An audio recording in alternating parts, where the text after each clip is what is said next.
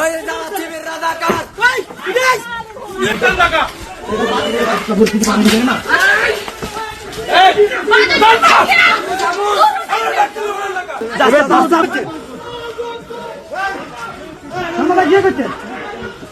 সমাধা গিয়ে করছেন ভাই সিন্ডিকেট কোনটা না সিন্ডিকেট কোনটা সমাধা গিয়ে করছে 100 বারই বলছি তারে কইছি আমরা দাঙ্গা এই হেলি কইছিনি কইছি যে আমরা দাঙ্গা হয়ে গেছে মাছ খায় আনবো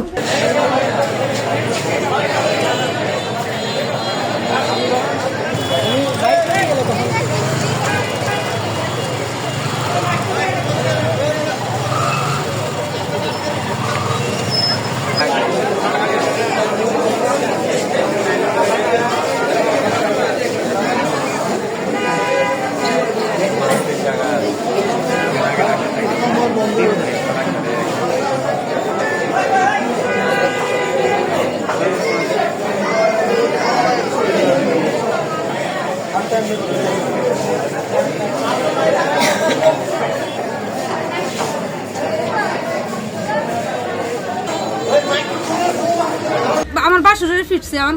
ফিরছে জামাতের সন্ত্রাসী গুলো আবার এরপরে তারা আমরা যখন টাকা দিয়েছি আমরা সবাই যেন বলছি এখান থেকে যেতে আমার শাশুড়ির গায়ে হাত তুলছে অসুস্থ আছে শাশুড়ির গায়ে হ্যাঁ হাত ভেঙে গেছে তারা এবারে চলে আসার পর আবার দ্বিতীয়বার আবার 50 থেকে 60 জন নিয়ে আবার গেছে আবার যে অতর্কিত হামলা করছে আমাদেরকে কেউ ছিলেন আমরা 5 থেকে 6 জন ছিলাম মহিলা ছিলাম আর কেউ ছিল না সবার গায়ে হাত তুলছে এরপরে আবার এবার আমাদের আশেপাশের লোকেরা আছে তারা চলে গেছে তারা চলে আবার অতর্কিত 500 থেকে 200 থেকে 250 হবে আবার জামায়াতের সন্ত্রাসী আবার অ্যাটাক করছে কেউ ছিল না আমাদের সাথে ঘটনার সূত্রপাত কারা এই হামলা করছে জামাত শিবিরের লোকেরা নির্বাচনী একটা মানে সভা ছিল ততক্ষণিক আমি খবর পেলাম আমার গ্রাম হাটবাড়ি অতর্কিতভাবে আমাদের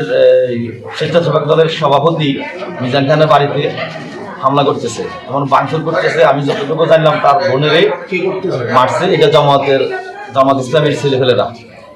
নেতাকর্মীরা আর মারতেছে শুনি আমি ওখান থেকে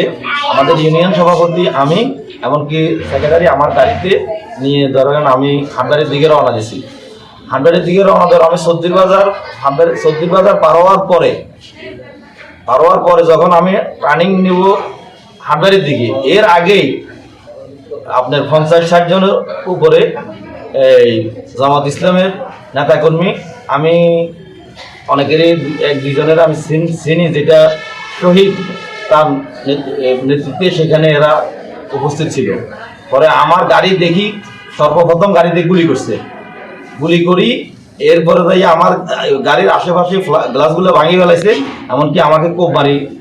ইনজুরি করছে উন্ডেট করছে এরপরে আমি